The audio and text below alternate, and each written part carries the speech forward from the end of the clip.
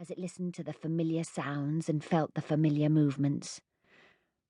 But number 17 was wrong, for at that moment the doorbell rang, and Mrs. Brill came bustling into the drawing-room with a yellow envelope in her hand. "Telegram," she announced excitedly to Mrs. Banks. "Your Aunt Flossie's broken her leg, maybe, or it could be something even worse. I don't trust telegrams."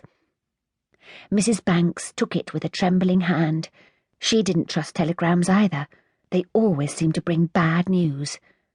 She turned the envelope over and over. "Well, aren't you going to open it?" Mrs. Brill was eager to know the worst. "Oh, I don't think I will," said Mrs. Banks. "I'd rather wait until my husband comes home. It is addressed to him anyway, see? George Banks, 17 Cherry Tree Lane." "Well, if it's urgent, you'll be sorry you waited. A telegram is everyone's business." Mrs. Brill reluctantly left the room. She would have enjoyed hearing bad news. Mrs. Banks eyed the yellow envelope as it stood there on the mantelpiece, leaning against a photograph and coolly keeping its secret. "Perhaps," she said hopefully to herself, "it's good news after all. Mrs. Brill doesn't know everything." But she couldn't help wishing that this might be one of the days when Mr. Banks came home early. And, as it happened, it was. He had got off the bus at the end of the lane and was sauntering home past number 21, Admiral Boom's house that was built like a ship, past 20 with its honeysuckle hedge, past 19 with the fish pond in the garden, until he came to number 18.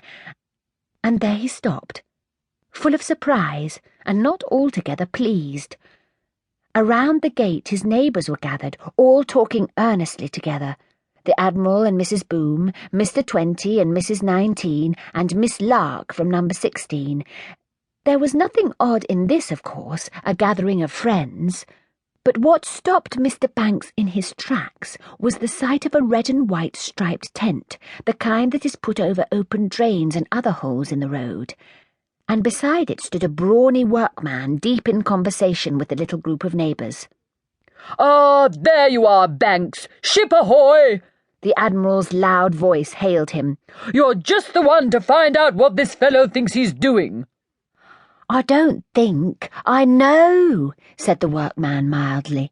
"I'm looking over this here house to see what repairs it needs." "But it's empty," Mr. Banks said quickly. "It's been empty for years and years." "Well, it won't be empty for long," said the man. "There's tenants coming in." "But that's impossible." Mr. Banks was distressed. "We all like it just as it is. Every street should have its deserted house." "What for?"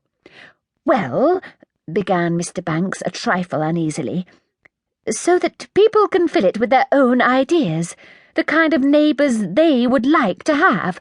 We don't want just anyone, you know." There was a murmur of assent from them all as they thought of the long, empty rooms of their dear number 18.